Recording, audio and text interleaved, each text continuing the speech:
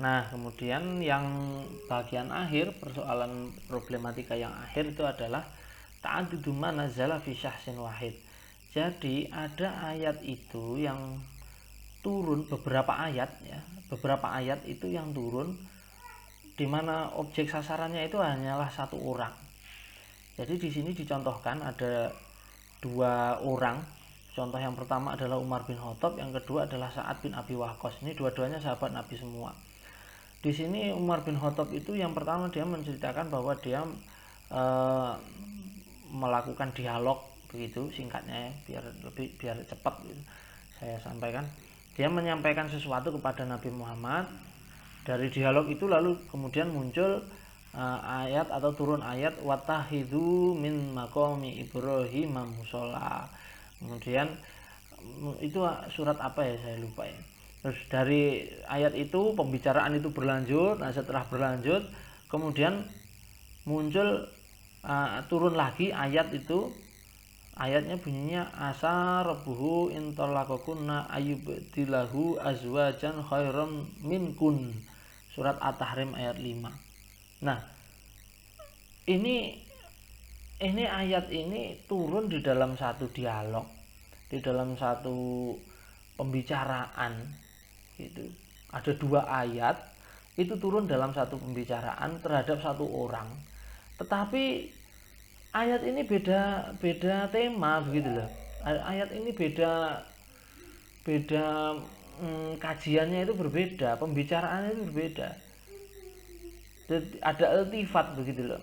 Jadi ayat yang pertama itu menjelaskan tentang tentang makomnya Ibrahim atau tempat berdirinya Nabi Ibrahim ketika membangun Ka'bah itu untuk dipakai untuk sebagai tempat sholat. Dan terus yang kedua ngomongkan tentang persoalan rumah tangga gitu loh. Ya kita biasa lah ya kalau ngomong itu kan sering pindah-pindah topik begitu. Tapi kan ya agak aneh juga gitu loh, riwayat begini ini agak aneh juga. Dalam satu pembicaraan turun dua ayat. Ayat yang pertama itu soal ubudiyah, ayat yang kedua turun berkaitan dengan muamalah kekeluargaan. Nah, ini kan menjadi agak perlu dicurigai juga, perlu ditelusuri juga riwayat yang begini ini riwayat gimana ini.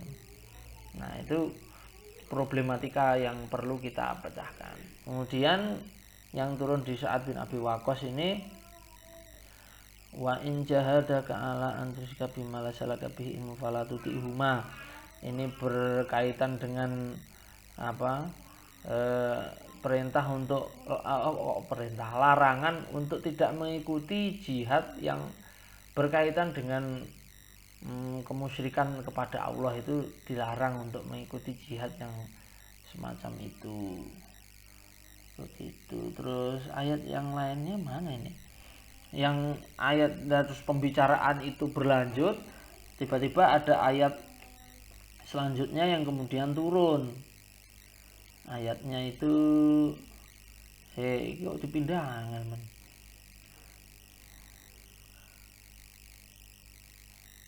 Nanti nggak?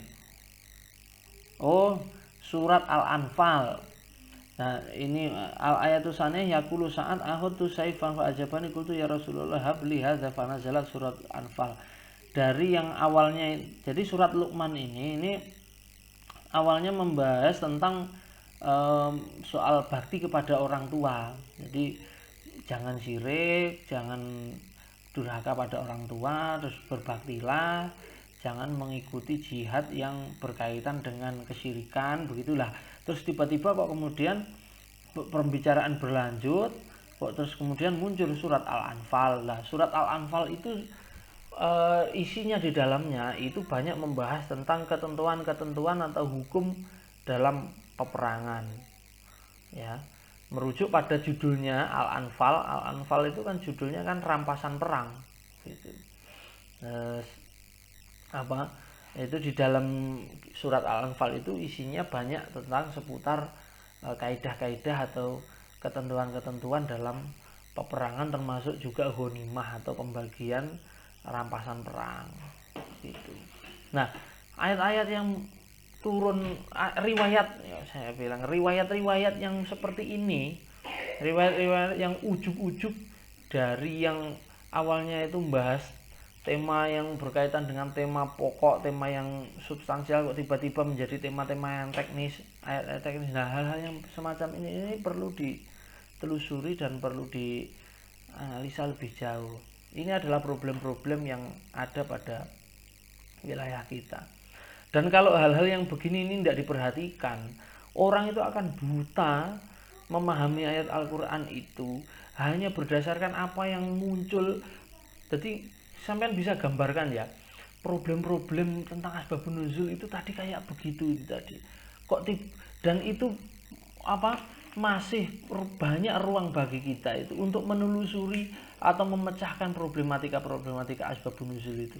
Lah kok moro-moro nang akhir zaman kayak ini, and ada orang itu yang sama sekali tidak paham tentang hal-hal yang beginian ini ya. Ta'adudul yang ini tadi ada ta'adudul asbab wal munazal wahid, perbedaan riwayat perbedaan versi-versinya yang berbeda-beda, derajat kesohihannya tidak sama. Kemudian ada lagi tentang kontradiksi dalam riwayat, satu riwayat saja terdapat kejanggalan begini ini. Lawang hal-hal yang semacam ini saja itu lo belum tahu, tiba-tiba kemudian ada ayat dibaca, diterjemahkan, lalu kemudian tiba-tiba langsung dihukumi, ini perintah Allah adalah begini, tidak melaksanakan ini berarti adalah dosa, kalau dosa berarti nanti itu dosa besar, berarti kafir, tidak mengikuti ajaran Allah, menentang. Banyak yang zaman sekarang itu begitu, itu tidak paham problematika asbabun nuzul, atau bahkan tidak paham sama sekali tentang asbabun nuzul, tiba-tiba langsung menghukumi ayat itu dengan semaunya sendiri, dan yang tidak sama dengan dia tiba-tiba kok kemudian dikafir-kafirkan, dimusyrik-musyrikkan, ditogut-togutkan. Nah ini kan aneh sekali begini. Maka ini tugasnya bagi sampean semua. Ini tidak saya perpanjang karena kalau nanti asbabun nuzul ini kita utek-utek sampai jauh, sampean nanti akan tambah oling, karena ada banyak sekali hal-hal di dalam asbabun nuzul itu yang janggal, yang riwayatnya itu tidak beres, yang harus kita selesaikan, dan itu belum final sampai hari ini. Nah, ini mungkin pembahasan yang mendalam begini ini di jurusan ilmu agama dan tafsir ya, di Usuluddin yang bahas ini. Kalau di tarbiyah ya, ya kita bahas sepintas saja, minimal kita tahu manfaat dari problem-problem yang kita sampaikan tadi ini. Kita menjadi tahu manfaat dari asbabun nuzul itu seperti apa. Jadi dengan kita memahami asbabun nuzul, kita akan mampu menghindarkan diri dari kesalahpahaman terhadap penafsiran Al-Quran. Kita menjadi tahu konteks atau apa toh yang menyebabkan ayat itu diturunkan. Terus kalau ayat itu turun karena sebab yang demikian itu, bagaimana toh jangkauan ayat tersebut terhadap hukum yang berlaku di zaman sekarang? Apakah ayat itu bisa diaplikasikan atau bisa diberlakukan untuk segala situasi kondisi yang ada di zaman sekarang, atau kita harus menyesuaikan dengan kondisinya di zaman dahulu. Oleh ayatnya itu bunyinya itu disuruh berjihad, disuruh berperang, mengangkat pedang di jalan Allah, itu pada zaman dulu konteksnya ternyata begitu toh.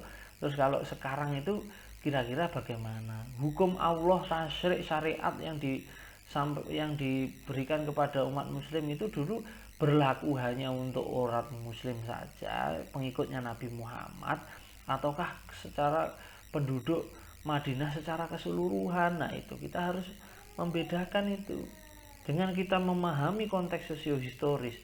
Jadi kuncinya adalah kita harus mempelajari sejarah dan melakukan verifikasi terhadap fenomena sejarah itu. Dalam hal ini sejarah yang saya maksudkan adalah riwayat. Dengan kita melakukan penelusuran terhadap riwayat itu secara mendalam, nah kita akan bisa memaknai maksud dari ayat Al-Quran itu dengan segamblang-gamblangnya. Itu kurang lebih perkuliahan hari ini. Semacam itu.